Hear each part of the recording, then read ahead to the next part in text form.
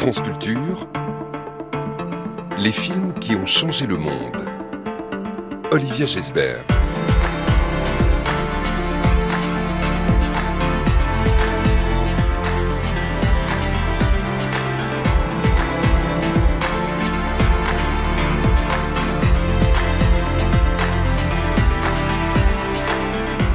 Bonjour. À sa sortie en 2007, ce film, réalisé par Sean Penn, nous fait redécouvrir la pensée de Thoreau et les écrits de Jack London.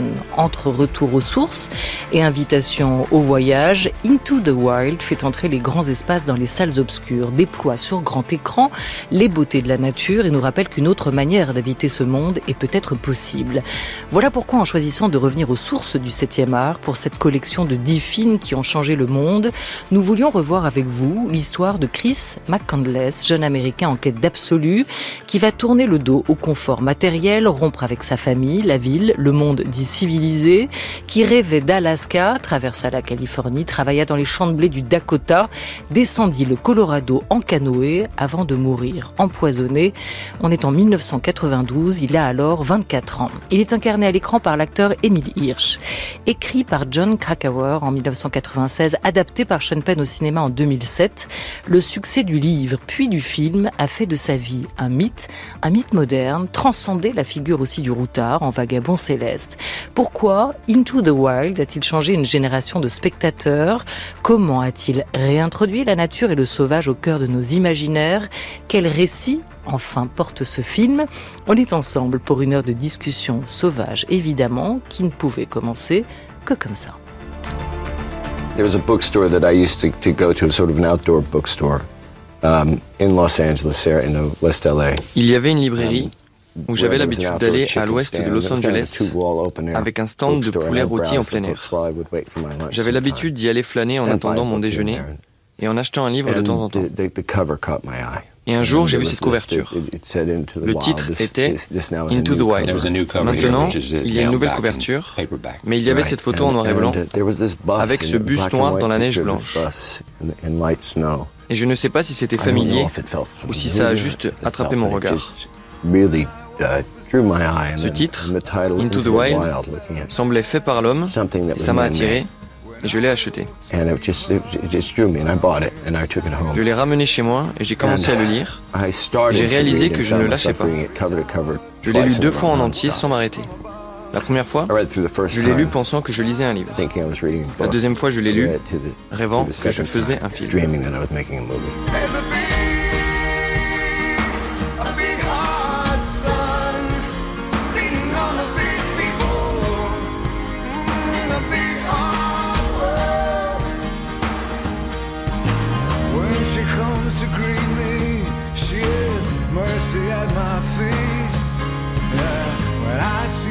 In her charm, she just throws it back at me.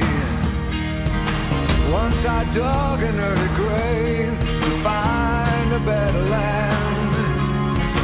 She just smiled and laughed at me and took her blues back again. La voix du réalisateur Sean Penn, racontant la genèse de ce film. Voilà comment il est né, ce Into the Wild, dans l'esprit en tout cas du cinéaste. Aujourd'hui, pour en parler, 3 regards de cinéphiles. Cyril Dion, auteur d'un petit manuel de résistance contemporaine paru chez Actes Sud, réalisateur de Demain et de Animal, en écriture d'une première série qui s'appellera We Will Be Heroes. We Could Be Heroes. We Could Be, oui, pardon. Claire Nouvian, militante écologiste, fondatrice de l'association Bloom, lauréate du prix Goldman et autrice de Abyss. Bonjour. Bonjour. Et bonjour Cyril Dion, je ne sais pas si je vous ai salué. Mais non, bonjour. un peu vexé. Olivier Pourriol est aussi à nos côtés. Bonjour.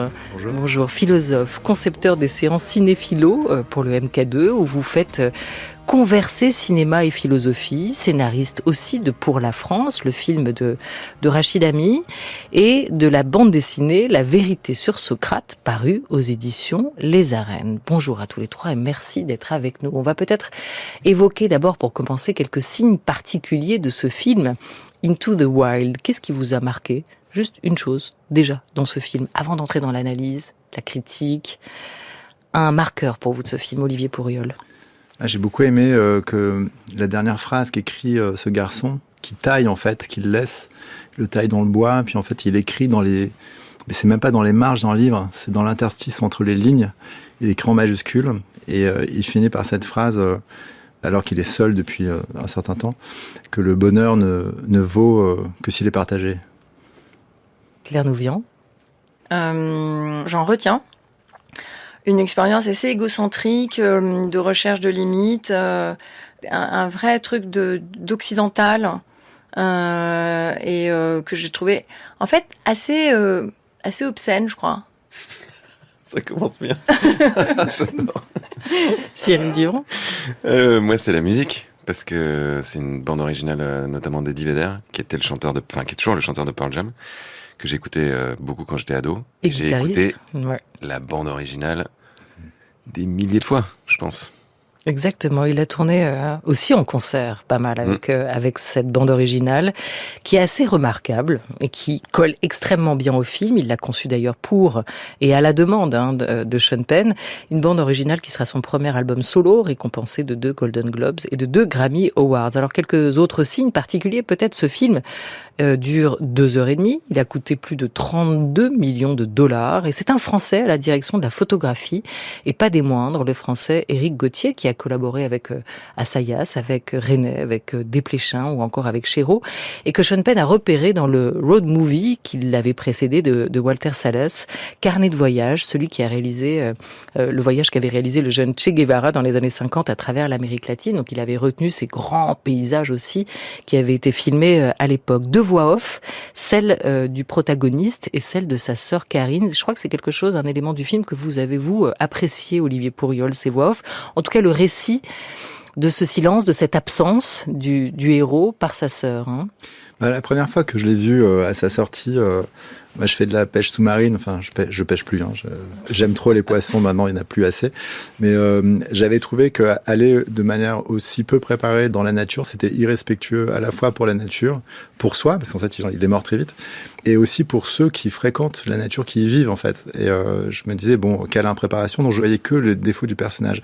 Et là, en le revoyant, c'est sûrement d'avoir vieilli, puis d'avoir des enfants, et puis voilà, de penser aux relations humaines, à ce que c'est être parent, avoir des parents.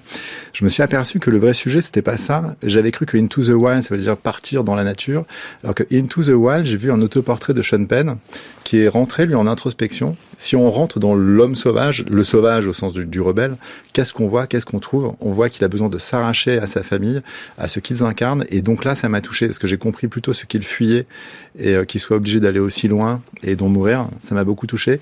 Et le fait que sa sœur soit finalement la voix principale, parce que elle, c'est la voix du manque, c'est la voix de... Il a quitté sa sœur, en fait. Il est parti en prison et il a emmené toute sa famille avec lui, parce qu'il les a détruits en partant.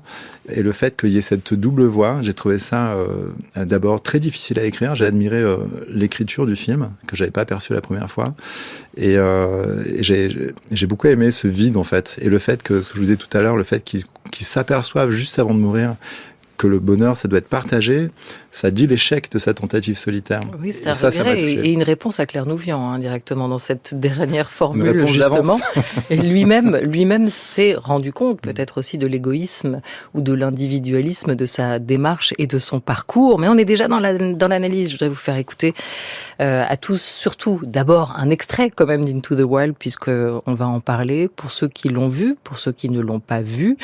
Des chapitres et des allers-retours dans le temps, une chronologie brassée. Le film s'ouvre sur la fin du voyage, puisqu'on y voit Chris, devenu Alex, en Alaska. Extrait. Is there anybody here? Guess not. Ow! Ow, ow, ow, ow!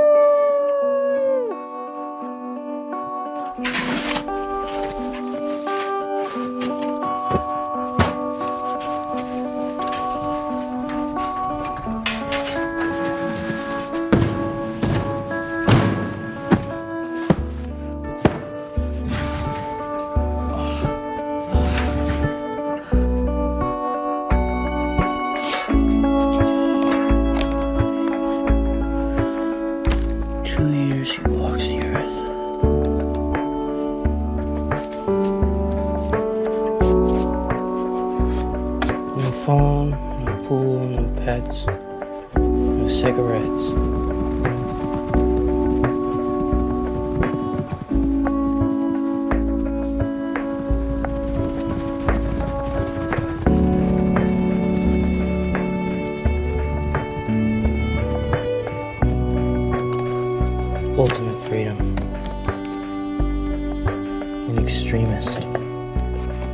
pathetic voyager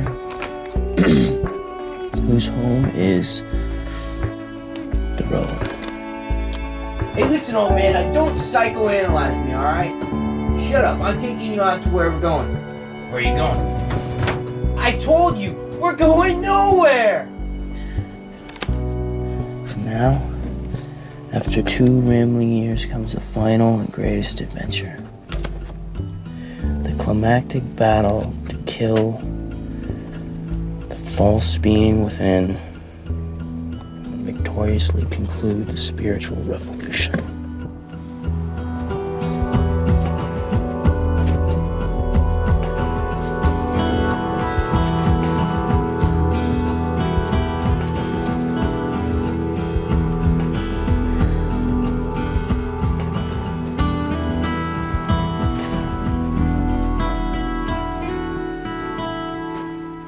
On a choisi de vous passer les extraits en version originale. Alors vous allez nous aider peut-être, et c'est une bonne chose, d'entendre la voix aussi des acteurs, et puis cette bande-son que vous aimez tant.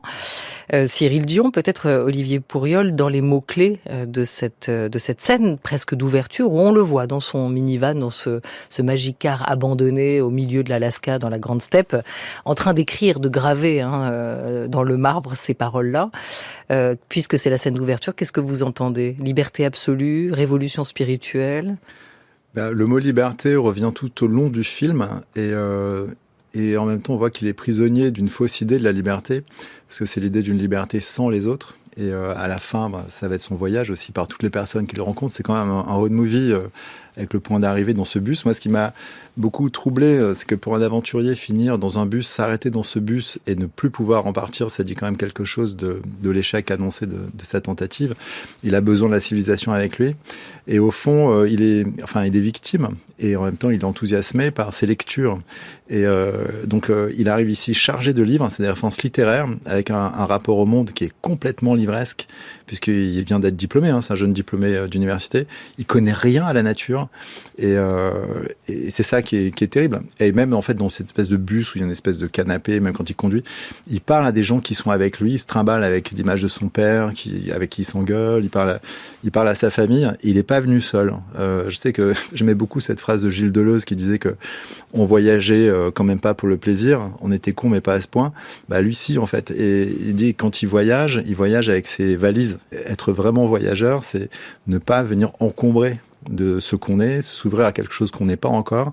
Mais il finit par le dire plus tard dans le film, donc ça c'est son point de départ, on va dire.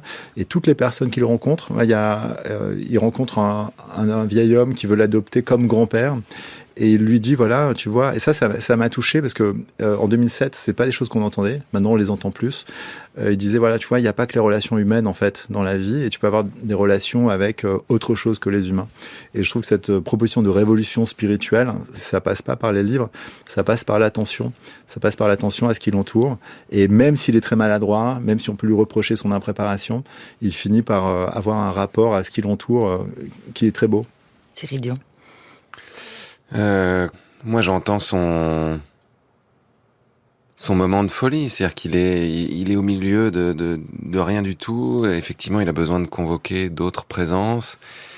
Il est parvenu au bout d'une sorte de voyage déjà. On le sait pas encore au début du film, mais qui est moi, qui me touche beaucoup parce que j'y vois la Beat Generation.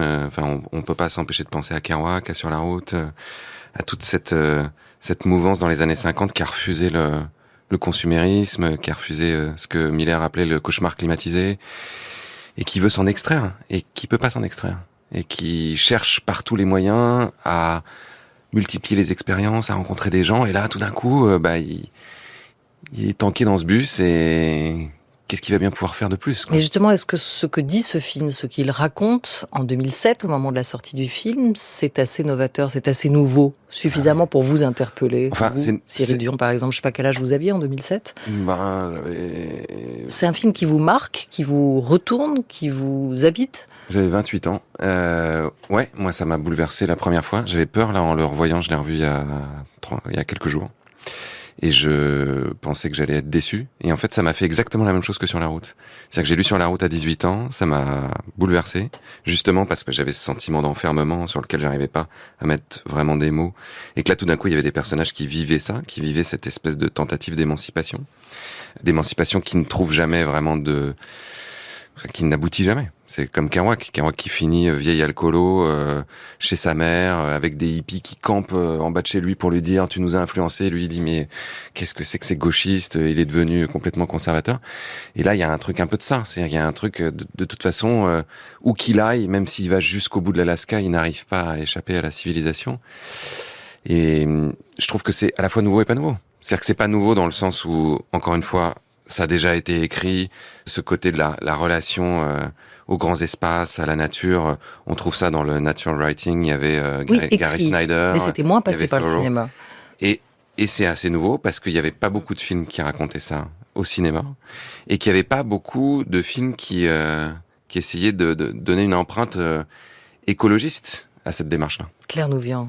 Moi, en fait, je suis gênée, je pense à plusieurs titres. Après, j'ai vraiment gardé cette image lointaine de ce que ça m'a fait quand j'avais à peu près cet âge-là. Je suis un petit peu plus âgée que toi, Cyril, mais c'est marrant. En voyant le film la première fois, en le voyant, vous n'avez pas communié avec la nature. C'est pas pour vous. Moi, je pense pas c'est pas un appel de la forêt. Pour moi, c'est pas du tout un film sur la nature. C'est clairement un film sur l'intérieur, comme vous disiez tout à l'heure.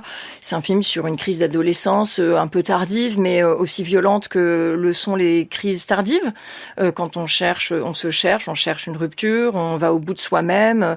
Et de ce point de vue-là, je trouve que c'est bien vu. Enfin, c'est bien campé, parce que clairement, on peut se mettre en danger. En fait, on peut se mettre en danger parce on est tellement hors sol en fait quand on est là et qu'on est chargé de toute la violence de l'enfance et qu'il faut rentrer dans un monde adulte qu'on trouve peut-être encore plus violent et qu'on est dans cet espace compliqué.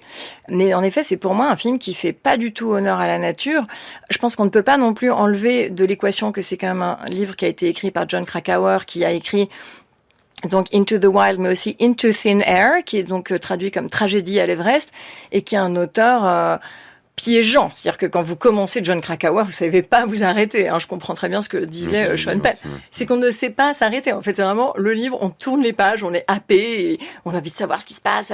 Et c'est une écriture sensationnaliste. Il prend toujours donc cet angle de prendre, par exemple, une expédition à l'Everest, tout se passe mal, il y a que des morts, et pourtant les hommes vont au bout de leurs capacités, et ils vont chercher leurs ressources, etc. Et en fait, je trouve ça toujours de la performance. Et moi, ce côté toujours performant de l'homme occidental qui prend la nature comme terrain de jeu et qui met la nature comme toile de fond de ses traversées, de ses émotions et de ses troubles très égocentriques, ça me gêne en fait. Je me serais plus sentie à l'aise, je pense, avec un film qui raconte la même épopée intérieure, c'est-à-dire l'épisode émotionnel, je trouve qu'il est sans doute transcrit avec plus de profondeur que ce que j'imagine de l'écriture de Jon Krakauer, qui est très bonne, très happante, mais très commerciale. Mais j'aurais préféré qu'il aille au bout de, je sais pas, à la Linhart, quoi, qu'il aille dans une usine et qu'il fasse qu'il aille dans une expérience sociale. Il le fait. Il le fait aussi. Voilà. Et puis c'est pas ça le film. Linhart, donc comme Robert Linhart avec l'établi notamment. Là, c'était en usine. Il le fait où dans les champs, par exemple. Il le fait dans les champs. Il travaille. Alors c'est très drôle parce que c'est le moment le plus heureux en fait de son moment où il travaille. Il travaille dans on va dire dans une énorme exploitation agricole dans les grandes plaines américaines. Et il a jamais été aussi heureux. Alors qu'en fait, on voit de la maçonneuse-batteuse, des machines. C'est une exploitation et c'est intéressant parce que ce film sortirait aujourd'hui, il pourrait plus faire cette scène. Alors que je sais pas, Les Moissons sauvages de Terrence Malick, ça sortirait aujourd'hui, ce serait effectivement quelque chose où il y a un rapport différent à la nature, même dans la manière de la filmer. Alors je suis d'accord. Là, ça serait perçu comme un éloge de quoi, de l'agriculture productiviste, non, intensive. Non, c'est ce que dit Claire Nouvian. Ça est perçu comme la trajectoire d'un ado immature qui n'a grandi que dans les livres et dans Papa-Maman et qui soudain se dit mais c'est quoi le vrai monde? Et c'est vrai qu'il y a plus de vérité chez des gens qui travaillent la nature même avec des machines, parce qu'ils travaillent en fait, ils le payent de leur corps, etc. C'est des ouvriers des champs.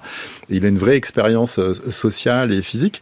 Et moi, ce qui me touche beaucoup, c'est que le type qui l'amène à la limite, en fait, de la civilisation et qui lui file une paire de bottes, parce que cet abruti n'a même pas une paire de bottes, lui a mis dedans son numéro de téléphone. Et ça, c'est génial. Ça, c'est un vrai truc de quelqu'un qui connaît ce que c'est le grand froid, la nature. Il lui a mis son numéro de téléphone. Pourquoi? C'est pas juste au cas où il s'en sort. Il lui dit au cas où tu t'en sors, appelle-moi. C'est au cas où on le trouve, en fait. Parce qu'il a déjà prévu que ce mec-là, il allait au bout de quelque chose qui se fait pas. Et ça fait un film qui s'adresse à des gens qui sont comme lui. Donc c'est ça que moi je trouve intéressant. Quand moi je vais voir Terrence Malick, je vais voir Le Nouveau Monde, je suis bouleversé et ça ouvre mon regard à une nature qui existe peut-être plus comme ça et qui est sûrement disparue. Et le cinéma a cette qualité de zoo, c'est-à-dire qu'on vous montre des choses qui ont disparu. C'est le dernier endroit où voir de la nature presque, au fond, pour des gens qui sont incapables d'y aller physiquement. Et en même temps, donc là, Sean Penn, lui, fait un film qui s'adresse à des gens qui n'iront jamais en Alaska et qui leur fait sentir un tout petit truc. Donc la première fois, j'étais comme vous, j'étais même scandalisé par la bêtise du personnage. Et en même temps, sa crise, elle est pas si tardive. Il a 22 ans, c'est un gamin aux États-Unis. À 21 ans, ils sont majeurs, donc il est très très jeune quand même. Et ce qui m'a touché là, c'est qu'il traverse la vie des autres comme une comète. C'est-à-dire que lui, ce qui lui arrive, c'est idiot, mais comme aux États-Unis, ils sont tous croyants, et quand ils voient passer quelqu'un d'aussi pur, il y a une présence un peu christique, il les métamorphose. C'est-à-dire que la bêtise qu'il a pour lui-même, elle rend les autres plus intelligents. Alors voilà ce qu'en disent les critiques français à sa sortie. On va écouter Pierre Murat, il est assez d'accord avec vous, Claire Nouvian. On l'écoute, on est donc en 2008, côté français, Le Masque et la Plume. Alors c'est un film post-hippie, quoi. C'est-à-dire qu'on a vu ça il y a 30 ans. C'était le côté on quitte la civilisation et on va vers la nature. Mais les hippies du film sont ringards. Mais non, mais ils sont gentils, en effet. Voilà le problème. Mais alors, toujours rappeler qu'il a horreur de la nature. J'ai horreur de la nature, tout le monde le sait. Alors, mais alors le problème, c'est que c'est quand même un petit con. Pardon de dire ça. Le mec. Mais oui, le héros. Parce qu'il est illégitime. Il s'en va. Une des raisons, c'est ça. Et finalement, il meurt. Parce qu'il se trompe mais faut pas raconter. Tout le monde le sait qu'il est mort. Mais non, tout le monde le sait pas. Mais si, il est mort parce qu'il se trompe de nourriture. Dis pas comment il meurt. Moi qui sors toujours avant la fin des films pour ne pas être tenté de la raconter, eh bien je ne le savais pas. Et tu me fais beaucoup de peine parce que je vois le film différemment maintenant. Il est beaucoup plus important que je ne le pensais, beaucoup plus grave. Plus crétin que ce type, c'est quand même difficile à trouver. Et alors en plus, ça ne serait rien. Crétin. C'est un con total. Mais alors, non, le problème encore. Il est idéaliste. Le problème, c'est que je veux bien. Oui, c'est un utopiste. Oui, je veux bien m'intéresser à tous les utopistes du monde, à condition qu'ils me soient présentés de façon intéressante. Et alors là, il y a quand même un gros problème que vous avez tous dit, mais sans oser dire peut-être le fond de votre pensée, c'est que la mise en scène de Sean Penn, elle est nulle. Elle est prétentieuse. Mais j'aime beaucoup Sean Penn comme démocrate, comme homme. Pierre, et ses opinions. Sean va m'écrire. Ses opinions politiques. Le week-end dans le Michigan, ça va être très bien.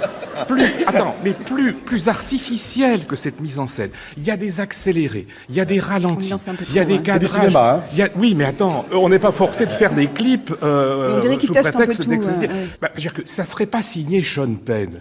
Tout le monde serait là en train de dire c'est trop long, c'est intéressant, c'est généreux, mais enfin c'est totalement mal foutu. Alors moi je suis pas totalement d'accord. Évidemment c'est du cinéma, mais il y a quand même des principes de mise en scène qui tiennent extrêmement bien la route, à mon avis, et surtout des très très belles images. Il y a quand même une prouesse technique qu'on peut ou qu'on devrait souligner. Tourner un film comme celui-ci, traverser les saisons, parcourir de tels territoires. On imagine aussi que pour l'équipe du tournage, ça a été quand même assez particulier. D'ailleurs, Éric Gauthier, le chef pop, le directeur de la photo, le raconte, la particularité de ce tournage-là. Sur la question du regard que cette critique porte sur ce film en 2007, Cyril Dion, ce que je trouve intéressant, c'est qu'aujourd'hui, on ne pourrait plus dire ça. Et peut-être qu'on ne regarderait plus du tout de la même manière ce film-là. Et on est au tournant des années 2000 et on peut encore se moquer un peu de l'utopie ou de l'idéal de ce jeune homme. Aujourd'hui, je trouve qu'on le vivrait différemment. Moi, je l'ai déjà vu comme ça à l'époque, mais je trouve que c'est hyper bourgeois comme critique. C'est vraiment la critique d'un type déjà installé dans sa vie, qui regarde ça de haut en disant mais qu'est-ce qu'il est bête, il a même pas compris que gna gna gna gna. Mais c'est quand même un film sur justement une espèce de révolte. Et je suis pas complètement d'accord que c'est juste une crise d'ado, en fait. C'est quand même comme, encore une fois, la Beat Generation, quelqu'un qui se sent profondément inadapté à ce monde-là et qui, effectivement, va chercher une sorte de paradis perdu, et la nature est une toile de fond de ce paradis perdu. C'est-à-dire qu'il imagine que, de façon effectivement naïve, qu'il va pouvoir retourner aux sources. Et cette naïveté est particulièrement touchante, et elle nous raconte quelque chose. On est entre la fuite devient une quête, en tout cas. Oui, mais, enfin, je veux dire, la quête, elle est à la fois intérieure, et puis elle est, comme je le disais tout à l'heure, une tentative de se désincarcérer. Mais ça raconte tellement de choses, de l'incapacité qu'on a aujourd'hui avec le peu d'apprentissage, le peu de connaissances du monde vivant, avec justement cette espèce de fantasme d'une sorte de nature un peu pure dans laquelle on pourrait aller, où en fait on peut juste aller se faire bouffer par un ours. Moi je me souviens, quand j'ai fait Animal, là, je discutais avec une biologiste qui s'appelle Liz Adley, et je lui ai dit, c'est quoi ta définition du sauvage? C'est quoi ta définition de to be into the wild? What is it to be into the wild? Et elle m'a dit, it's a place where I can be eaten. C'est un endroit où je peux me faire manger. C'est ça, en fait, la nature sauvage. Et c'est à ça que je reconnais que je suis dans le monde sauvage. Et d'une certaine manière, c'est à ça qu'il se confronte. C'est un endroit où il faut être capable de tuer un animal, de le découper avant qu'il y ait des mouches qui viennent pondre des larves, et trouver le moyen de se nourrir, justement, sans l'aide de la civilisation. Mais ça, on ne sait pas le faire. Et il s'en rend compte trop tard, mais en même temps, c'est bouleversant. Et c'est bouleversant pour nous de se rendre compte de ça. Claire Nouvian, c'est intéressant aussi cette idée, comme le disait tout à l'heure Olivier Pourriol, qu'il part avec des livres, il part avec beaucoup de livres, et ce sera la référence. Et effectivement, le film est aussi jalonné d'extraits de citations littéraires. Il part notamment avec L'Appel de la forêt de Jack London, il part aussi avec Walden, La vie dans les bois de Thoreau, et ce qui est quand même décalé, c'est que ce sont des écrivains d'avant, des écrivains du siècle dernier, que finalement, ce film et le parcours de ce jeune homme va rendre contemporain. C'est des pensées du siècle d'avant qui vont paraître très modernes, comme une sorte de mythologie moderne au moment où le film sort. Oui, mais c'est pour ça qu'après, de toute façon, heureusement qu'il n'y a pas une vérité, et que la façon dont on a reçu le film, elle parle de nous et de ce qu'on a vécu aussi, et de notre épaisseur de vie. Et c'est pour ça que moi, je vois là-dedans, non pas justement une dénonciation de la société de consommation, etc., mais le mal-être d'un individu qui a du mal à s'insérer dans la société en général, quelle qu'elle soit, au minimum depuis, on va dire, la révolution industrielle. Je ne sais pas s'il aurait été aussi malheureux sous l'Ancien Régime, peut-être encore plus, qui sait.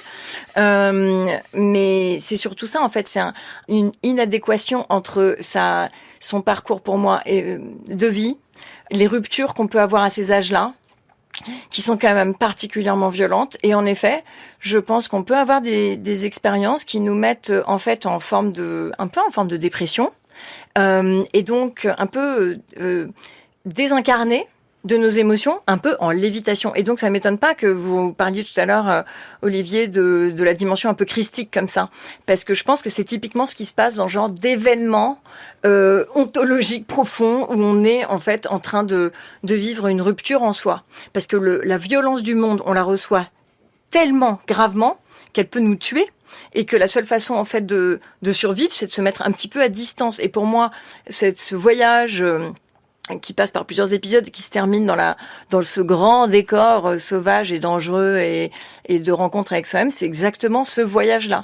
Mais c'est pour ça que pour moi, c'est un film qui n'est pas sur la nature, parce qu'un film sur la nature ou un rapport sur la nature, pour moi, le grand film sur la nature ou le rapport juste à la nature, celui qui me touche, moi, énormément, je vais vous dire, c'est Diersu Uzala. Vous l'avez vu, le magnifique film de Kurosawa de 75 qui n'a pas pris une ride, que vous pouvez voir et revoir avec une émotion intense, et pour moi qui est tout en subtilité. Ça parle aussi d'un trappeur, mais un trappeur un trappeur de Sibérie, et qui est filmé donc par Kurosawa, et c'est une histoire vraie qui raconte qu'une expédition impériale russe en fait part au fin fond de la Sibérie et est en péril devant la faim, le froid, les conditions, et ils sont sauvés par ce trappeur avec lequel ils se sont liés.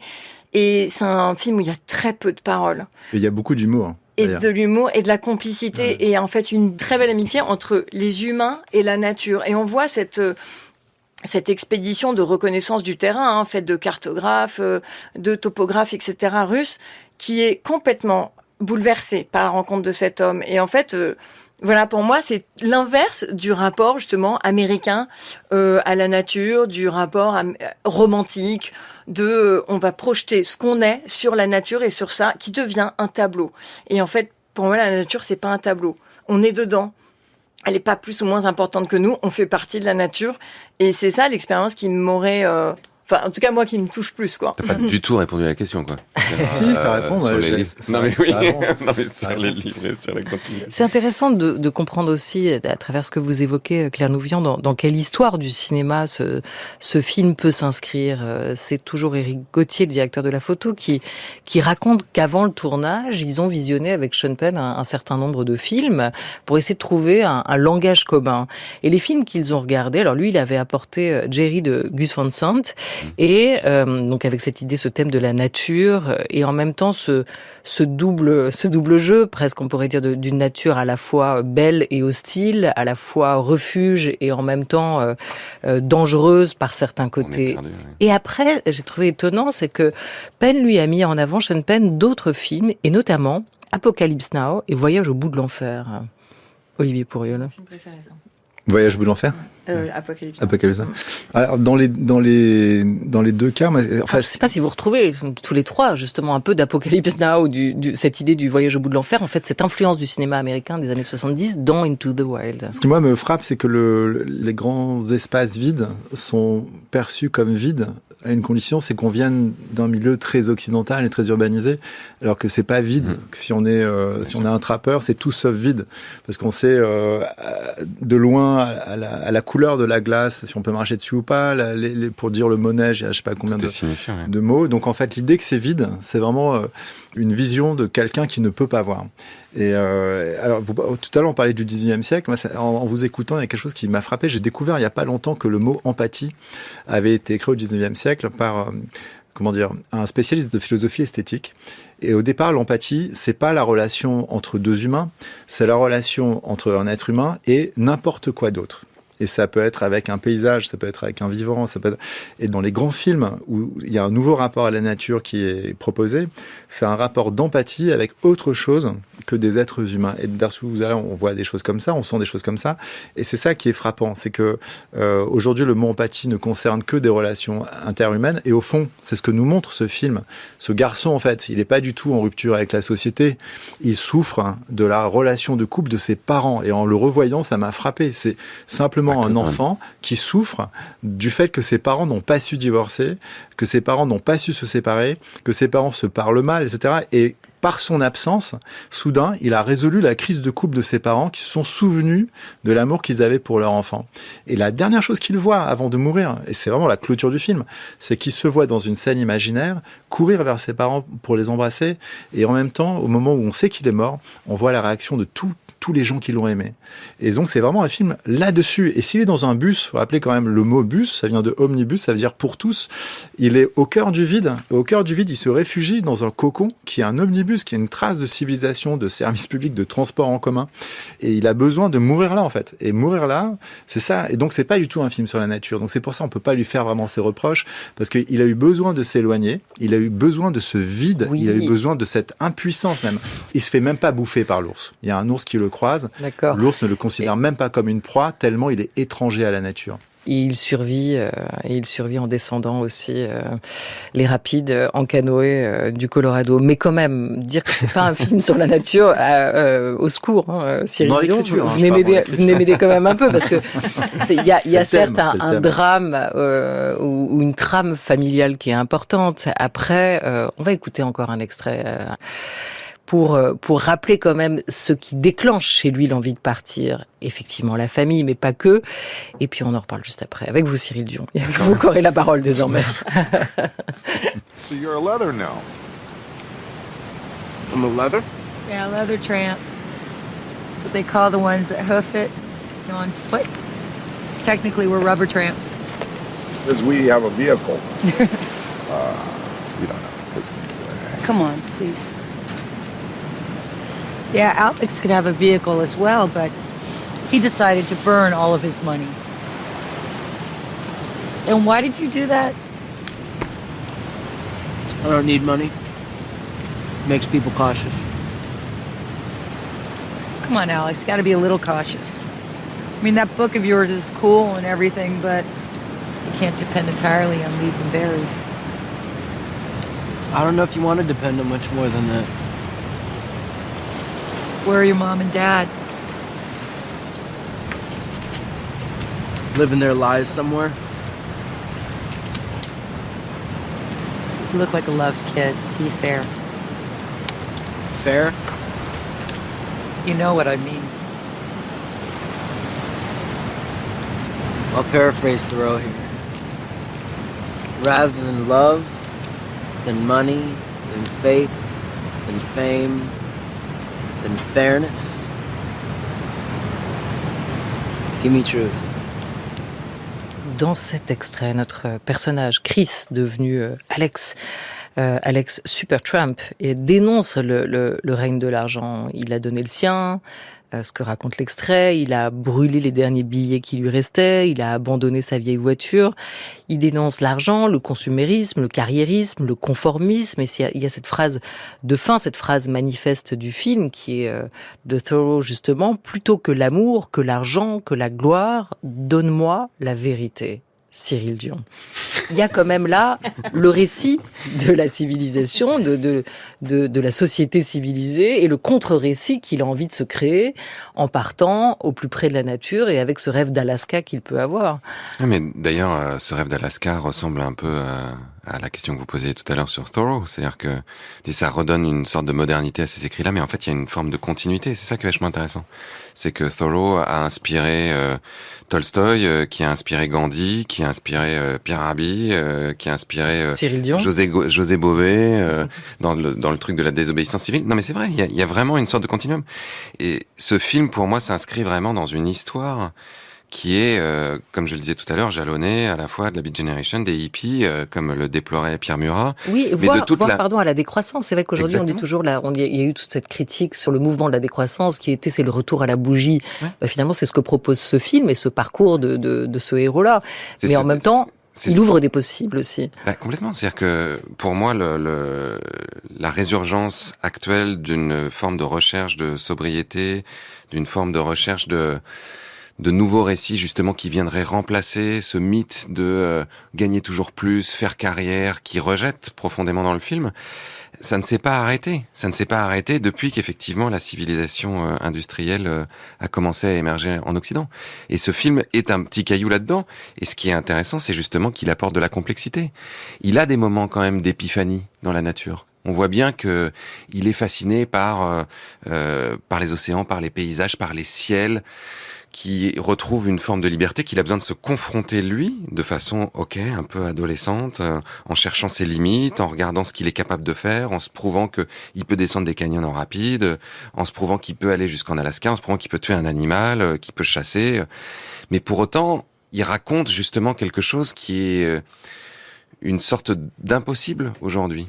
Et ce récit n'est pas achevé. Il a besoin d'être poursuivi. Il y a un film qui est sorti il y a entre Into the Wild et maintenant, qui s'appelle Captain Fantastic, qui est aussi dans cette perspective-là, où là c'est Viggo Mortensen qui élève ses enfants dans la forêt, qui essaye de leur apprendre à chasser, à se débrouiller, qui leur fait lire tout un tas de livres de la même façon, qui leur fait lire Noam Chomsky. Au lieu de faire Noël, ils font le Noam Chomsky Day, en disant qu'est-ce qu'il y a de plus ridicule de faire une fête avec un nain ridicule avec une barbe et un costume, ou un des plus grands penseurs de l'humanité. Alors ils font le Noam Chomsky Day, ça a beaucoup plus de sens. Ils s'offrent des trucs utiles, genre un couteau. Tous ces films-là, tous ces livres-là essayent de percuter le récit de la société capitaliste consumériste pour essayer de le craqueler et de voir si quelque chose d'autre peut en sortir. Invité, Cyril Dion, auteur, réalisateur, Claire Nouvian, militante écologique, fondatrice de l'association Bloom, Olivier Pourriol, philosophe, concepteur, fondateur des séances ciné-philo, mais également scénariste et auteur de BD. Voilà, on est ensemble pour quelques bonnes minutes encore. On vous parle aujourd'hui d'Into the Wild dans cette série des 10 films qui ont peut-être changé le monde, peut-être pas changé Claire Nouvian pour Into the Wild, mais en tout cas changé le regard de pas mal de spectateurs. Into the Wild de Sean Penn. France Culture. I don't need to be on you about everything. You're doing a great job. I want to keep you on and I want to help you get to Alaska. Les films qui ont changé le monde. But you've got to start wearing socks. Olivia Gesbert. C'est une odyssée, comme le dit le protagoniste, le héros d'ailleurs. Est-ce un héros ? Ce sera la question qui va suivre. Une odyssée, comme il la nomme, une errance, une quête quasi mystique. Une révolution spirituelle, entend-on aussi dans le film. En tout cas, c'est un film sur la disparition. C'est intéressant aussi pour cette identité du personnage. Il va essayer d'effacer ses traces avec cette idée peut-être de mieux renaître autrement. Une quête de vérité, voilà ce qu'il dit aussi. Après avoir découvert le secret de ses parents, ce premier mariage de son père, ce demi-frère caché et abandonné, il se sent trahi, notre héros. Il abhorre le mensonge, il cherche la vérité par un retour aux sources, à sa source, comme nous dit la voix off de sa sœur, qui tente de comprendre le silence de son frère, sa fuite ou sa quête. Alors que cherchait-il précisément ? On écoute Sean Penn. You know, there's no such thing as a place anymore that's not on the map. Vous savez, il n'existe plus tellement d'endroits qui ne sont pas représentés sur une carte. Donc comment trouvez-vous un endroit alors que vous êtes seul dans un désert non cartographié ? Oubliez la carte. Walt McCandless, le père de Chris, m'a dit un jour. Chris ne voulait pas brûler la maison, il voulait juste la rejeter. Vous savez, les chasseurs qui choisissent de partir avec un arc et des flèches plutôt qu'un fusil. C'est ça le genre de défi qu'il a choisi. C'est ce qu'il avait besoin de faire. Et loin de moi, l'idée de le juger. Olivier Pourriol, est-ce que vous avez la même lecture que Sean Penn de cette quête, de cette recherche ? Je pense que en faisant ce film, Sean Penn est passé justement de l'idée peut-être illusoire, même s'il est nécessaire, de changer le monde. C'est-à-dire un individu ne peut pas changer le monde, mais un individu peut changer de regard. Et je pense que quelqu'un comme Sean Penn, on a eu des idées de ses phrases, etc., des démons qui l'ont habité, parce qu'il en parle simplement. En faisant un film comme ça, c'est une manière de réduction de ce qu'on peut faire dans une vie d'homme ou de femme, et plutôt que changer le monde, déjà en faisant un film, on peut peut-être changer le regard qu'on a soi-même sur le monde, proposer aux gens qui regardent le film de changer de regard pour commencer. Et Michel Serres, dans un livre qui s'appelle Le Malpropre, disait que lorsque un capitaine de tanker dégaze ou de pétrolier dégaze en pleine mer, il dit que c'est un problème esthétique. C'est que pour faire ça, il faut ne pas avoir regardé la mer. Il faut être incapable de trouver quelque chose beau. Donc je me dis, c'est un premier pas dans la rééducation. On est gavé d'images, on est entouré d'écrans, etc. Quelqu'un qui nous propose c'est la dernière chose qu'il dit quand même à l'homme qui veut l'adopter. Il dit, tu sais, tu veux m'adopter, mais en fait, il n'y a pas que les relations humaines qui comptent. J'ai parlé tout à l'heure, il dit, change de regard, et si tu changes de regard, tu vas pouvoir changer ta vie. En fait, il parle à un vieillard, il dit, tu as encore beaucoup de temps à vivre. Ne serait-ce que ça. En fait, pour moi, c'est un film où, en traversant la vie des autres, il leur a rendu des possibilités. Lui, il en est mort, bien sûr, mais tous les autres, soudain, ils changent de regard, ils voient leur vie avec des nouveaux possibles. Mais aussi parce que lui... Y compris ses parents. Ouais, mais parce que lui incarne cette espèce de liberté, justement, qui sort du cadre. Eux, ils sont tous enfermés dans une vie. Là, on a entendu son père parler, c'est son vrai père, enfin cité par Sean Penn. Il dit, il voulait pas brûler la maison, il avait besoin de partir avec un arc et des flèches, sauf dans le film, il est parti avec un flingue. Donc, il y avait un petit truc inadapté dans l'histoire du personnage, c'est qu'il part avec que des outils civilisationnels. Et d'ailleurs, quand il tue cet animal qu'il est incapable de conserver et incapable de consommer, et il meurt de pas savoir chasser quand même, parce qu'il a une arme qui est disproportionnée avec ce que lui peut faire. C'est un élan C'est un élan et c'est un élan qu'il a. Et oui, c'est un élan qu'il a, et pour lui, ce sera la grande tragédie de sa vie, telle qu'il le gravera dans le marbre. Claire Nouvian. D'abord, je veux bien rectifier que je ne pense pas du tout qu'il y a de bêtises, donc je me dissocie totalement de ce qui a été dit. Mais totalement. Il n'y a aucune bêtise, c'est pas ça le sujet. C'est que je pense qu'on oublie. En fait, on est vieux là, nous tous là, tous les quatre autour de la table, on oublie à quel point c'est difficile de trouver sa place dans le monde. Quand en plus on vient, et surtout sans doute quand on vient d'une famille mouvementée. En gros, c'est un problème de théorie de l'attachement en fait. C'est vraiment se dire est-ce qu'on a le bon attachement. Et quand on n'a pas le bon attachement, mais quelle violence ce passage à l'âge adulte. En fait, quelle violence de trouver le sens de tout ça. Parce qu'on est encore relié en effet à la pureté de son cœur au besoin d'amour, au besoin d'existence, au besoin de lien, et que le monde qu'on nous donne en pâture, c'est pas un monde qui nous fait rêver.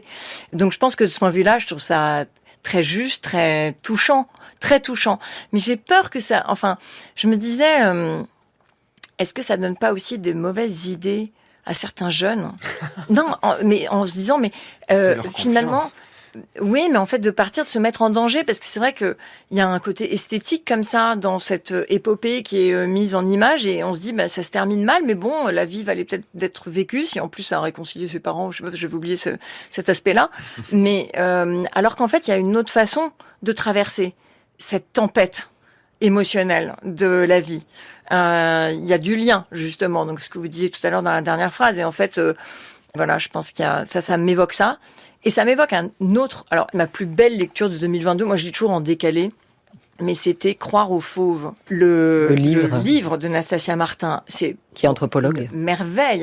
Ouais. Là, on n'est pas dans le rapport à soi, on est dans le rapport à la nature et dans la place qu'on a ou qu'on n'a pas, dans le côté un peu comme d'Escola, de se dire dans quelle frange on appartient, comment ça rentre ou ça rentre pas, est-ce qu'on est dedans, est-ce que c'est en nous, on ne sait plus trop. Et j'ai trouvé que ce livre était sublime et très troublant.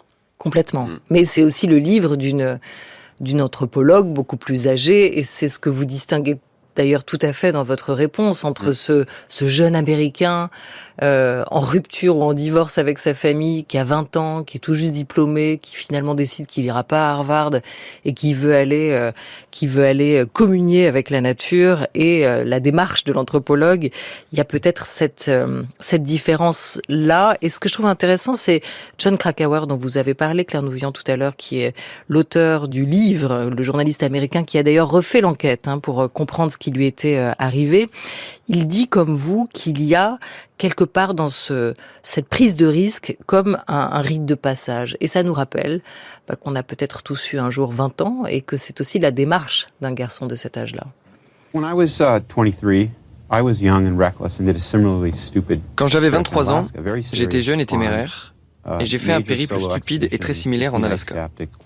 Je voulais franchir la calotte glaciaire Stikine pour gravir la montagne Devil's Thumb. Et j'ai été très chanceux de survivre.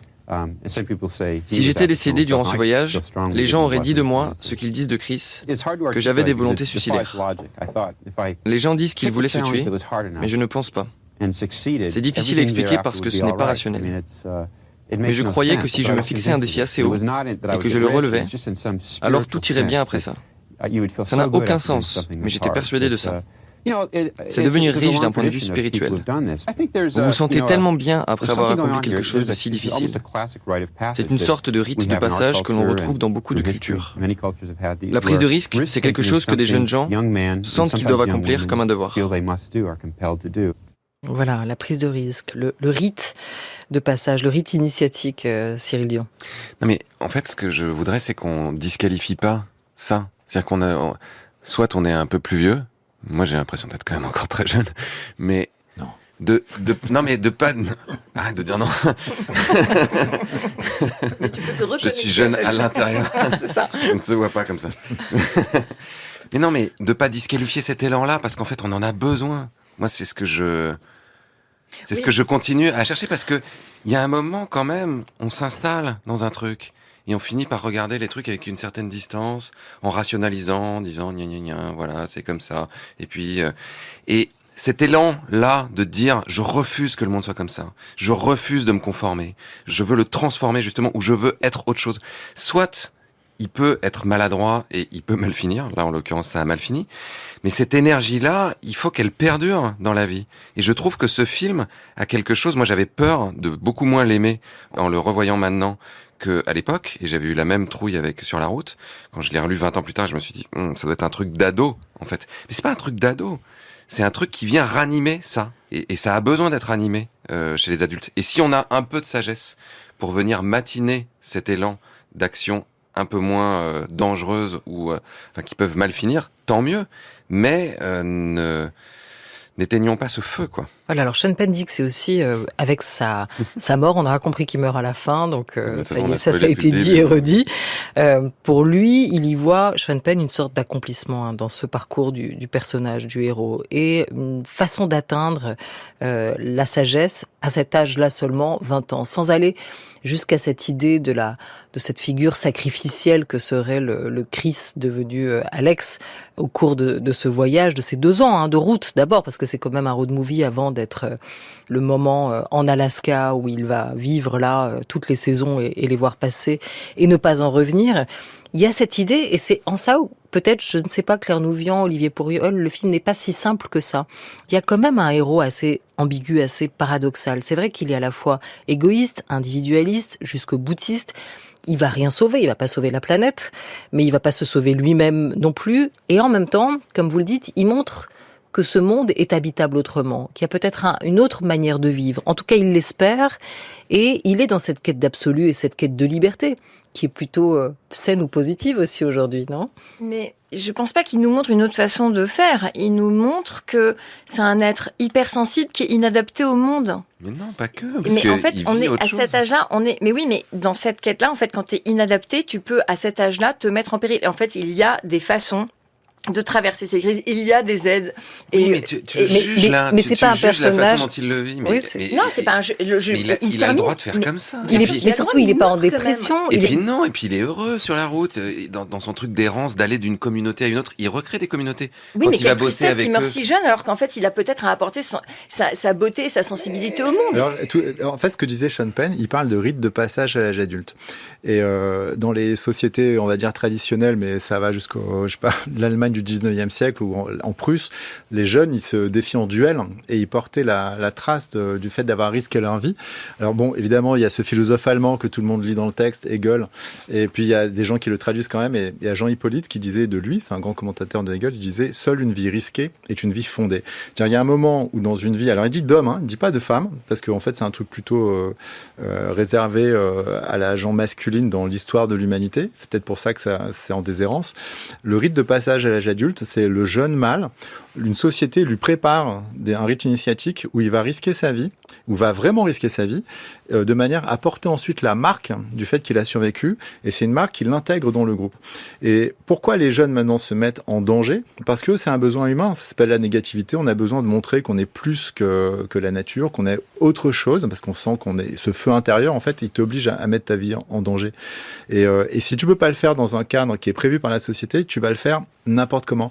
Or, dans une société ultra sécurisée, comme la société américaine, avec les parents qui te prévoient déjà ton voyage, ton machin, qui te mettent l'argent de côté pour toi, et ben tu peux plus risquer ta vie pour rien, en fait. Donc, tu es obligé d'aller le faire tout seul n'importe comment. Et c'est ce qu'on voit dans ce film, en fait. C'est un rite initiatique qu'il se crée pour lui-même, en tournant le dos à ses parents, alors que dans les sociétés, on va dire, plus structurées, qui comprennent qu'il faut juguler, en fait, cette tentation inévitable, s'il n'y a plus de rite initiatique, il y a du vrai danger. Et donc, en fait, ça raconte pas une histoire juste d'une autre manière de vivre la nature, c'est comment nier la nature en soi, parce que c'est une étape nécessaire pour ensuite, si on veut élargir son monde, faut passer par ça. Donc, je pense pas que c'est égoïste, je pense que c'est nécessaire. C'est pas du tout égoïste. Pour moi, ça n'a rien à voir avec l'égoïsme, ni avec la bêtise. Ouais, c'est nécessaire. Alors, le point de vue de la sœur. Qu'est-ce qu'elle en dit, sa sœur, voilà. Le point de vue de la sœur de Chris McCandless, qui a donc donné ses mots, prêté ses mots en partie à une des 2 voix off de ce film, Into the Wild de Sean Penn. On l'écoute. If I had to bet my life on whether my brother was happy on the day that he died, I would tell you that he was. Now, he wasn't happy to be dying. Je parierais ma vie sur le fait que mon frère était heureux le jour où il est mort. He was happy. Il n'était pas heureux de mourir. Il était heureux parce qu'il avait passé sa vie à faire tout ce qu'il pouvait pour être vivant et pas juste vivre. Il a fait plus à 24 ans que la plupart des gens à 90 ans. He got more out of his 24 years than most people get if they live to be 90. Olivier Pourriol, elle dit comme vous, en fait. Bah, je suis la sœur de ce personnage. Je suis sa sœur. Non, mais c'est ça. Il a réussi à accomplir quelque chose. Bon, après, c'est sa sœur, donc elle est obligée d'idéaliser ce qu'il a fait. Rationaliser un peu. Mais on peut admirer, en fait. Moi, je trouve ça admirable. De donner du sens, en tout cas. Mais de risquer sa vie pour commencer. De risquer sa vie pour rien. Aujourd'hui, on pense qu'il faut risquer sa vie pour quelque chose. Risquer sa vie pour rien, c'est ça l'élan vraiment humain. Si, c'est pour rien. C'est pour le le plaisir en fait de fonder sa vie. Pour la quête d'absolu, de sens, ouais. Pour se donner les moyens de vivre une expérience d'une intensité, d'une forme de, je sais pas, de transcender le contexte dans lequel on vit, et c'est pas rien quand même.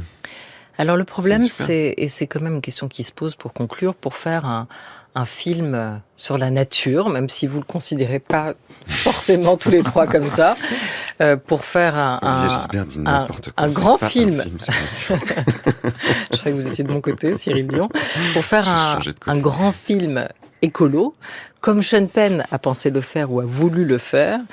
Et la difficulté, c'est que pour ça, il a fallu prendre plus de 40 avions pendant le tournage, traverser une petite dizaine d'États différents. Il a fallu mobiliser des grues, plus d'une centaine de techniciens, etc. Bref, le film a quand même été techniquement et technologiquement assez énergivore dans le principe. Mais surtout, ce qui est toujours intéressant avec ces films à message, parce que c'est le cas, qui veulent délivrer aussi une parole telle que Sean Penn l'entendait sur les grands espaces, et qu'il y a toujours un effet boomerang, et que du coup on imagine que ce petit coin d'Alaska où va se réfugier le héros est aujourd'hui au cœur de la carte de tous les tours opérateurs. Faut se méfier avant de faire des films, non, Cyril Dion?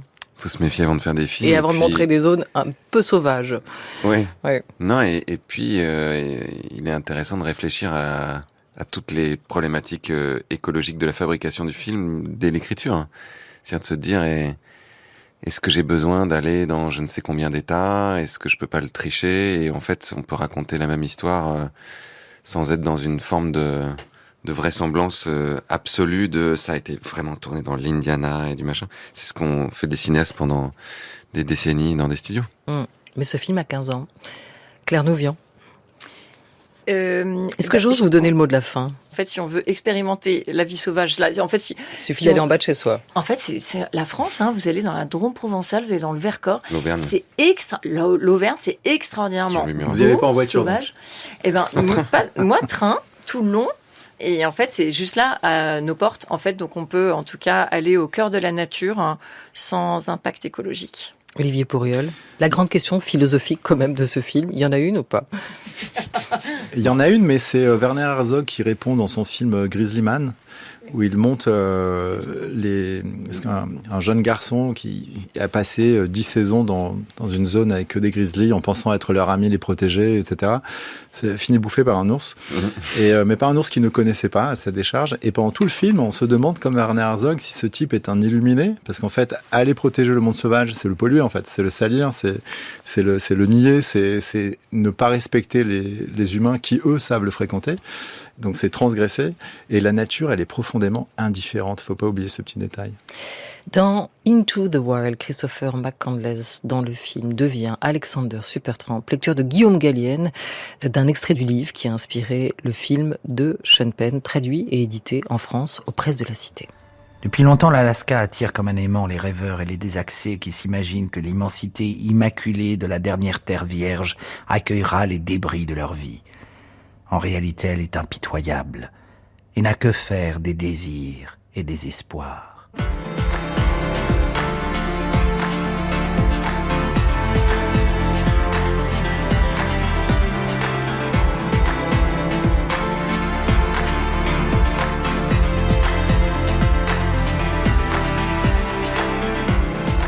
C'était Into the Wild de Sean Penn, un film de 2007 dans la série des 10 films qui ont changé le monde, avec nos 3 invités que je remercie tout particulièrement d'être venus se prêter au jeu de cette discussion de cinéphiles, Cyril Dion, Claire Nouvian et Olivier Pourriol. Merci beaucoup à tous les 3. Un grand merci à l'équipe qui a préparé, programmé et réalisé cette émission, à Sophie-Catherine Gallet et Félicie Faugère à la réalisation. Merci beaucoup à Élise Le à la technique. Je vous rappelle que toute cette série est à retrouver en podcast sur le site et l'appli radiofrance.fr.